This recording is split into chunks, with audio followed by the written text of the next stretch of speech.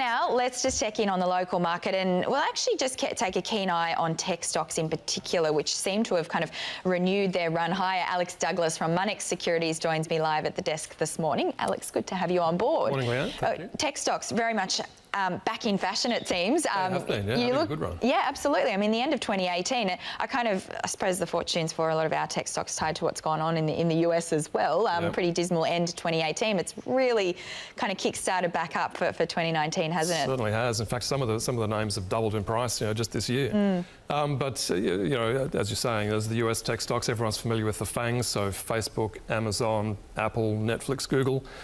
There is an Australian equivalent grouping known as WAAAX, which is WiseTech, Appen, Afterpay, Altium and Xero.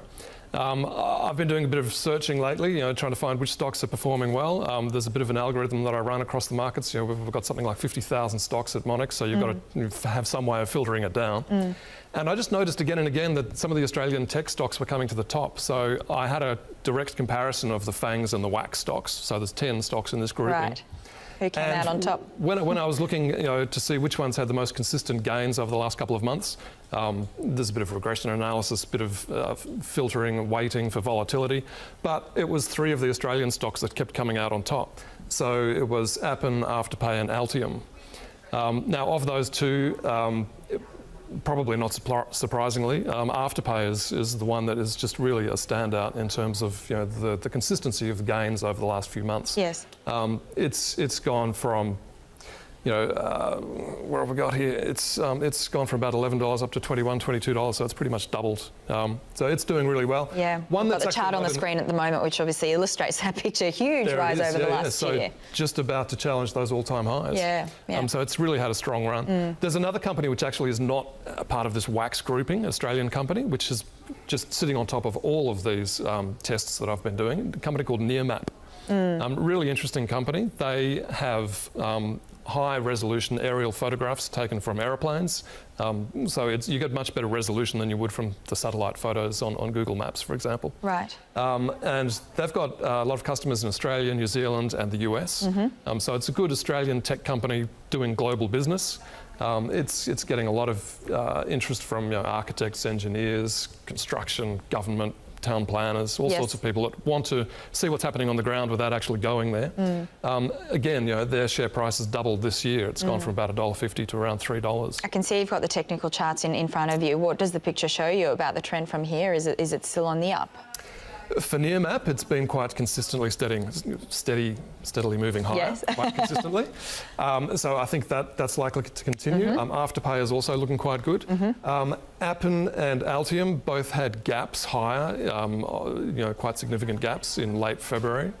So there's a risk there that they may fall back and close those gaps. But the other ones are still looking quite strong. Yeah, right. So those are the ones here. I mean, the US and Australia look at those tech stocks. What about if you were looking at sort of Southeast Asian companies? There's obviously a lot of listed technology plays over there. Are there any standouts for you? Yeah, there's one particular company in Singapore called Sea Ltd. It's had an amazing run. It's Southeast Asia's biggest gaming service company. They have an app called Free Fire, and this app has over 350 million registered users and has all sorts of in-app purchases. So it's it's got potential to generate a lot of money for them. They had a big capital raising recently. They issued 69 million ADRs in the US, raised over $1.5 billion. So there's been a big jump in their share price. Again, it may need to consolidate a little before it continues on, but there's a lot of and growing interest in this company. Yeah, all right, interesting. In terms of where to from here, I know that you were looking at obviously those trends. You pointed to Appen, Altium and Afterpay being the leaders of the pack. Do you still see them as leading things going forward? I mean, what's your sense on where tech stocks go from here? Will they continue to be the growth engine of the future? I certainly think they will. And although the Australian ones are having a good run now, the American ones, the FAANGs, they are certainly bouncing back as well, quite strongly. So things like Netflix still remain very strong.